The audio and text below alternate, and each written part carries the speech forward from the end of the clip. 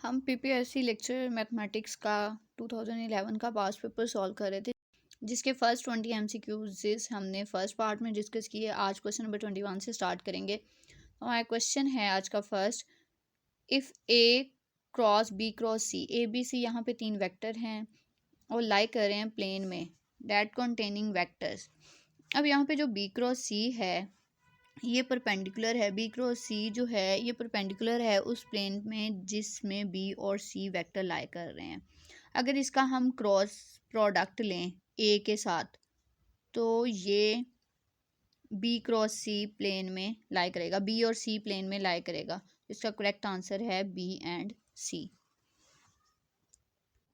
Next question है, the square matrix A and its transpose have dash eigen values. इसका answer है same eigen values. ये same क्यों आता है? क्योंकि जब भी हम किसी मैट्रिक्स का ट्रांसपोज लेते हैं, क्योंकि आइगन वैल्यू जो होती हैं वो डायगोनल इंट्रीज होती हैं।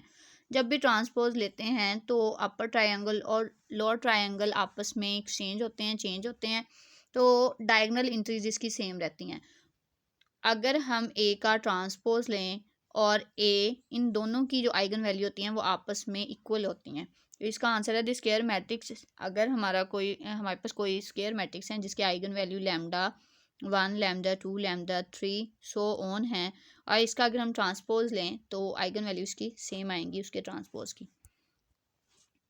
नेक्स्ट क्वेश्चन है, the set this of vector are square is.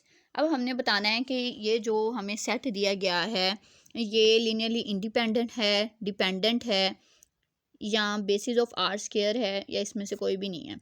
अब हमने देखना है अगर हमें किसी सेट में जो वेक्टर्स दिए हैं उसमें कोई ज़ीरो वेक्टर मिल जाए, तो अगर ज़ीरो वेक्टर होगा तो ये लीनियरली डिपेंडेंट होगा। तो यहाँ पे देखें ये तीन वेक्टर दिए गए हैं, इसमें एक ज़ीरो वेक्टर है।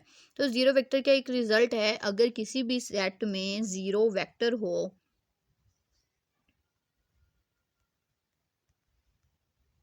तो वो लीनियरली डिपेंडेंट होता है।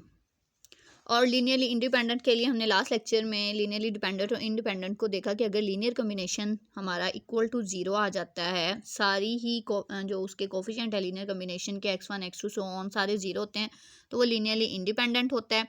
अगर नॉन ट्रिवियल आ जाता है तो वो लीनियरली डिपेंडेंट होता है। और अगर सेट के अंदर हमें कोई ज़ीरो वेक्टर मिल जाए तो हमारा जो पूरे का पूरा कम्बिनेशन है या हमारा सेट है वो लीनियरली डिपेंडेंट होता है ज़ीरो वेक्टर्स की वजह से। नेक्स्ट क्वेश्चन है कि अगर x और y हमारे पास दो वेक्टर स्पेसिस हैं किसी फील्ड f पे, dimension of x is equal to m और dimension of y is equal to n, और फिर इसकी डायमेंशन की होमोमॉर्फिज्म एक्स वाई किसके बराबर होगी? वो m और n की प्रोडक्ट के इक्वल होगी। तो इसका option number 1 is the right answer. ये एक इसी तरह का ये रिज़ल्ट है कि अगर कोई भी दो वेक्टर स्पेसिस हैं और उनकी डायमेंशन है, उनकी होमोमॉर्फिज्म की डायमेंशन उसी दोनों वेक्टर की डायमेंशन के प्रोडक्ट के इक्वल होगा। नेक्स्ट है, all subgroup of an abelian group are. तो सब ग्रुप जो होते हैं अबेलियन ग्रुप के वो नॉर्मल होते हैं। ये एक थ्योरम है कि एनी सब group of an abelian group is normal सब ग्रुप, तो इसका नॉर्मल सब ग्रुप आएगा। अगर इसमें हम ऑप्शन फर्स्ट देखें तो इसमें साइक्लिक लिखा हुआ है, तो subgroup of cyclic group हमने रिजल्ट पढ़ा है कि साइक्लिक ग्रुप का जो सब ग्रुप है ना वो भी साइक्लिक ही होता है, साइक्लिक ग्रुप का सब ग्रुप भी साइक्लिक ही होगा। और थर्ड वन है करेक्टरिस्टिक्स हैं, तो करेक्टरिस्टिक्स किसी भी अगर कोई एच हमारे पास सब ग्रुप है किसी ग्रुप जी का और एच करेक्टरिस्टिक्स होगा अगर वो ऑटोमॉर्फिज्म उस पे जी पे ऑटोमॉर्फिज्म बनाता होगा, तो ये कंडीशन होल्ड करती होगी इसमें। ये तीनों ऑप्शन ठीक नहीं है। Second one is the right answer कि subgroup of all abelian group are normal subgroup. The set of all solution to the homogeneous equation ax is equal to 0 when a is an m cross n matrix is। तो ये null space की definition है। जो null space होती है वो solution होता है, सारे set of solution homogeneous equation के जो AX इज इक्वल टू 0 की फॉर्म में होती हैं। ये नल स्पेस की डेफिनेशन है।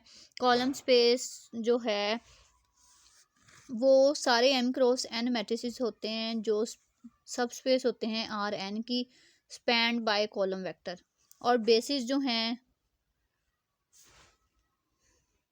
कोई भी अगर वेक्टर स्पेस हमें वी दी जाएगी किसी फील्ड एफ पे, कोई वेक्टर स्पेस वी है किसी फील्ड एफ पे, और कोई ऐसा सबसेट है इस वी का, एस को हम बेसिस कहेंगे उसकी अगर एस लीनियरली इंडिपेंडेंट होगा, एस स्पैन करता होगा वी को। तो ये बेसिस की डेफिनेशन थी। नल स्पेस देख लिया। कॉलम स्पेस हमने कहा जो स्पैन करता है, जो स्पैन होता होगा आर एन से। एन जो है number of columns, R N जो है वो कॉलम्स को रिप्रेजेंट कर रहा है। और रैंक जो है dimension of null space, sorry dimension of row space और कॉलम स्पेस जो होता है वो उसका रैंक होता है। रो स्पेस और कॉलम स्पेस का जो उसकी दोनों की डायमेंशन जो होती है वो सेम होती है और वो उसका रैंक कहलाती है। इसका राइट आंसर है A, null space.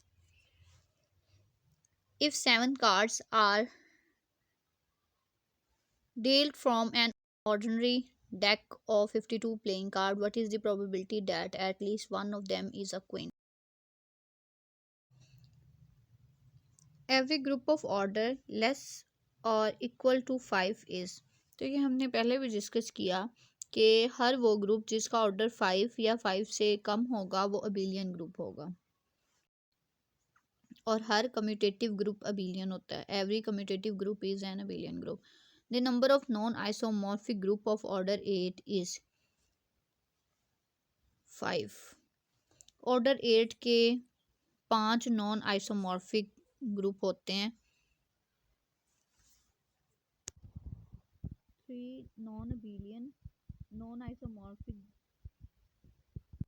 There is exist 3 non isomorphic abelian और 2 non isomorphic non abelian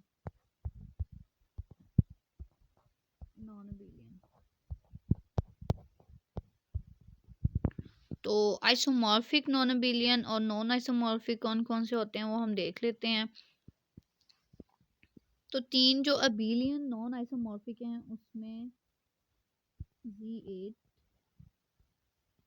G4,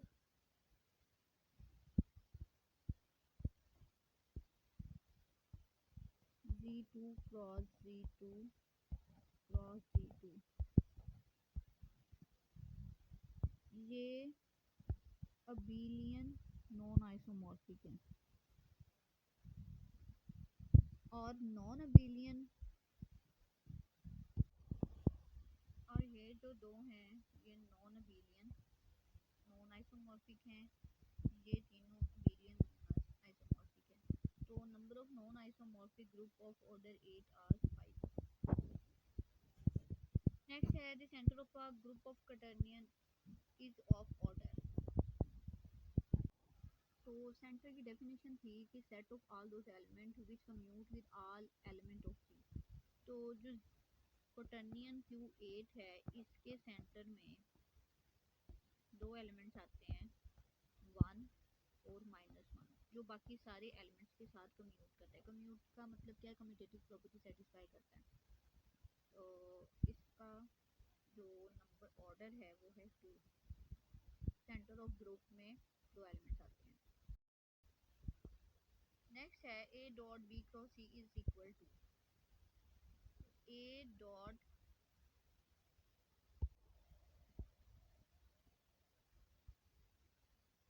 B cross C को हम राइट करके देखते हैं। B cross C is equal to A1 A2 A3।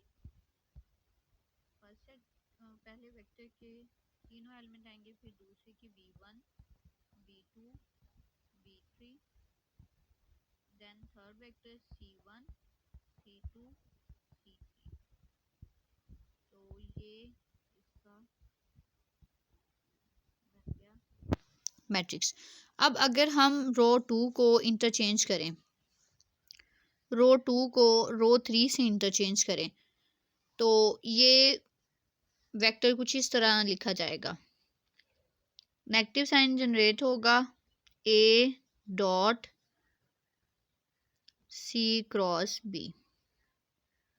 अगर मैं रो 2 और रो 3 को इंटरचेंज करूं आपस में, अब R2 और R3 को इंटरचेंज करने से जो हमें मैट्रिक्स मिला वो कुछ इस तरह है कि फर्स्ट जो रो है वो है A1 A2 A3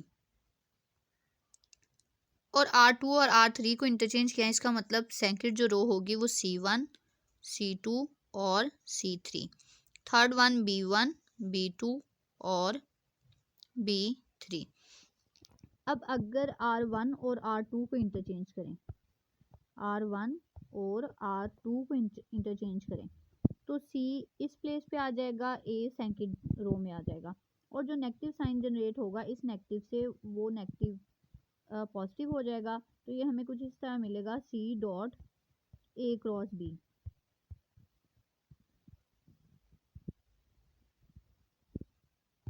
तो अगर इसको हम लिखें, फर्स्ट हमारा जो था ABC वेक्टर था, उसको हमने लिखा A dot B cross C, B cross C। मैं नेक्स्ट लाइन पे राइट कर रही हूँ इसको। और जो वेक्टर था BCA, उसको हमने राइट किया B dot C cross A। और ये वेक्टर है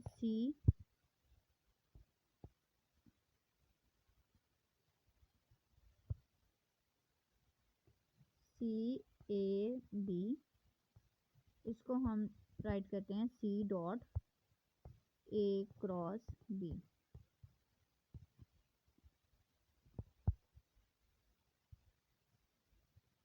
तो ये सारे वेक्टर, इनकी हमने क्रॉस प्रोडक्ट ली तो ये इस तरह राइट किए हमने। अब देखें जो A dot B cross C is not equal to, अब A dot B cross C इन वेक्टर्स के इक्वल है, इसके अलावा जो बाकी हैं उनके इक्वल नहीं है। अब फर्स्ट ऑप्शन देखें, A dot C cross B, second है A cross B dot C, B dot C cross A dot A cross B। Next है let G be a group, then the drive group G dash is a subgroup of G। यहाँ पे drive group लिखा है G dash. तो आपने बात याद रखनी है कि जो ड्राइव ग्रुप हैं उनको हम कम्यूटेटर सब ग्रुप भी कहते हैं। ड्राइव ग्रुप को कम्यूटेटर, समटाइम ये कम्यूटेटर की रोट क्या होता है, तो ये कम्यूटेटर सब ग्रुप ही ड्राइव सब ग्रुप होते हैं। तो कम्यूटेटर सब ग्रुप जो होते हैं वो नॉर्मल होते हैं, नॉर्मल सब ग्रुप्स होते हैं। G डैश, ये जो ड्राइव सब ग्रुप्स हैं G dash is normal subgroup of G, इसका राइट आंसर है नॉर्मल सब ग्रुप। और अगर G dash G over G dash factor group निकालें तो ये अबिलियन होते हैं। फैक्टर ग्रुप इसका अबिलियन, ये सेकंड ऑप्शन है, let G be a group then the factor group G over G dash आना है यहाँ पे, G ओवर G डैश, यहाँ पे second option G dash, G over G dash is abelian. तो यहाँ पे दो कंसेप्ट आपने याद रखने हैं। अगर ड्राइव ग्रुप होगा तो उसको हम कम्यूटेटर कहते हैं, कम्यूटेटर हमेशा नॉर्मल होता है, नॉर्मल सब ग्रुप होता है। और अगर फैक्टर ग्रुप है तो फैक्टर ग्रुप अबिलियन होता है। Finite simple abelian group are of order, इसका प्राइम ऑर्डर होता है। फाइनाइट सिंपल ग्रुप का ये एक रिजल्ट हम पहले डिस्कस कर चुके हैं। किसी भी ग्रुप G को हम सिंपल ग्रुप तब कहते हैं जब उसमें कोई भी नॉन ट्रिवियल सब ग्रुप ना हो, और अगर कोई सिंपल अबिलियन ग्रुप है तो उसका ऑर्डर हमेशा प्राइम नंबर होगा।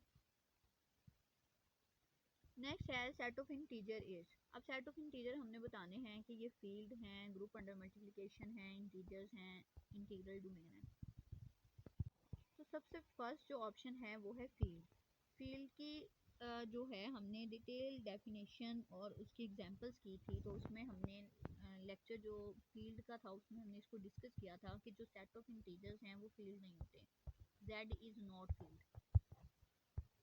की हमने प्रॉपर्टीज भी देखी थी। फील्ड के लिए बेसिकली हम दो प्रॉपर्टीज तीन इसकी हैं, टोटल 12 प्रॉपर्टीज हैं। तो अंडर एडिशन इसको बिलियन ग्रुप हम प्रूव करते हैं, अंडर मल्टीप्लिकेशन इसको बिलियन ग्रुप प्रूव करते हैं, और थर्ड जो है डिस्ट्रीब्यूटिव लॉ हम इस पे होल्ड करवाते हैं। तो जो z है इंटीजर्स का सेट है, इसमें मल्टीप्लिकेटिव इनवर्स एग्जिस्ट नहीं करते, तो बिलियन लॉ भी होल्ड नहीं करता, इनवर्स नहीं आते, तो ये फील्ड की प्रॉपर्टी सेटिस्फाई नहीं करता, इसलिए हम कहते हैं कि ये फील्ड नहीं है। इंटीग्रल डोमेन लिखा हुआ है यहाँ पे, तो इंटीग्रल कम्यूटेटिव रिंग जो होती है, commutative ring with unity, commutative ring with unity integral domain होती है अगर उसका कोई जीरो डिवाइजर ना हो। जीरो डिवाइजर के बारे में हमने पढ़ा था कि कोई नॉन जीरो नंबर्स लेने हैं। हमने एक क्वेश्चन सॉल्व किया था मोड 6 का, जिसमें हमने जीरो डिवाइजर उसके निकाले थे कि दो नॉन जीरो नंबर्स लेने हैं जो जीरो ना हो, लेकिन उनको मल्टीप्लाई करने से जो आंसर आता है ना वो जीरो होना चाहिए। तो ये दोनों आपस में जीरो डिवाइजर होंगे। तो इंटीग्रल डोमेन क्या कहते हैं, वो कहते हैं कि commutative ring have with unity is integral domain if it has no zero divisor. तो इसके इंटीजर्स जो हैं ये इस प्रॉपर्टीज को सेटिस्फाई नहीं करते, कोई हमें ऐसा इंटीजर नहीं मिलता जिनको मल्टीप्लाई करें और हमें आंसर जीरो मिले, और वो भी नॉन जीरो। मतलब अगर मैं 7 को किसी भी नंबर से मल्टीप्लाई करती हूँ तो जीरो के अलावा हमें ये कभी भी आंसर जीरो नहीं देगा, सिर्फ तब जीरो आंसर करेगा जब हम इसको जीरो से मल्टीप्लाई करेंगे। तो ये प्रॉपर्टीज जीरो डिवाइजर की सेटिस्फाई ही नहीं करता, सिर्फ तब सेटिस्फाई करेगा जब हम इसको मॉड में लेंगे, Z6 मॉड, सिर्फ तब ये प्रॉपर्टी सेटिस्फाई करेगा, अदरवाइज ये प्रॉपर्टी सेटिस्फाई नहीं करता। तो इंटीग्रल डोमेन भी नहीं है, फील्ड भी नहीं है। उसके बाद है डिवीजन रिंग। तो कोई भी रिंग डिवीजन रिंग तब होती है जब उसके हर एलिमेंट का मतलब इनवर्स एग्जिस्ट करे। तो जो जी है इस जो डिवीजन रिंग की इस प्रॉपर्टीज को सेटिस्फाई नहीं करता, इसमें इसके इनवर्स नहीं होते, इसलिए ये डिवीजन रिंग भी नहीं है। तो लास्ट वन ऑप्शन है ग्रुप अंडर मल्टीप्लिकेशन। तो सेट ऑफ इंटीजर, यहाँ पे मिस्टेक है, यहाँ पे एडिशन आएगा। तो सेट ऑफ इंटीजर है जो हैं वो अंडर एडिशन अबेलियन ग्रुप बनाते हैं, अंडर मल्टीप्लिकेशन भी वो ग्रुप नहीं होते। ग्रुप क्यों नहीं होते? क्योंकि इनका मल्टीप्लिकेटिव इनवर्स एग्जिस्ट नहीं करता। अगर मैं सेट ऑफ इंटीजर्स में से 2 लूँ तो इसका मल्टीप्लिकेटिव इनवर्स 1/2 इसमें एग्जिस्ट नहीं करता इंटीजर्स में। तो अंडर एडिशन यहाँ पे आएगा ऑप्शन बी में। The set of integers is dash of set of rational number सब रिंग। इसका राइट आंसर है सब रिंग। जो z है वो सब रिंग है q की, सेट ऑफ रैशनल नंबर की सब रिंग है सेट ऑफ इंटीजर। और आइडियल जो q है वो आइडियल सिर्फ अपने आप का ही है, q is ideal of q only. q सिर्फ q का ही आइडियल है, और हर आइडियल सब रिंग होता है, लेकिन हर सब रिंग जो है वो आइडियल नहीं होती। हर आइडियल जो है वो सब रिंग होता है, लेकिन हर सब रिंग आइडियल नहीं होती। तो यहाँ पे जो z है, q सिर्फ अपने ही आप का आइडियल है, तो z जो है वो सब रिंग है q की। Solution set of equation 1 + cos x is equal to 0 is. तो सॉल्यूशन सेट निकालने के लिए सबसे पहले तो हम इसको इक्वल टू 0 रखते हैं, इस इक्वेशन को सॉल्व करते हैं। 1 + cos x is equal to 0, cos x is equal to -1। तो cos हमें x इधर रहेगा, इसको राइट साइड पे शिफ्ट करें, -1। तो cos -1 हमें x की वैल्यू आएगी यहाँ से पाई। हमें पता है cos का जो इनवर्स जो पीरियड है वो है 2π। Period of cos is 2π। 2π, तो हम इसमें इसका पीरियड ऐड करेंगे तो ये π + 2π आ जाएगा। तो यहाँ पे राइट आंसर है last one, pi plus 2 pi is the solution set of this equation. Next question है non zero elements of a field form a group under addition, multiplication, subtraction या डिवीजन।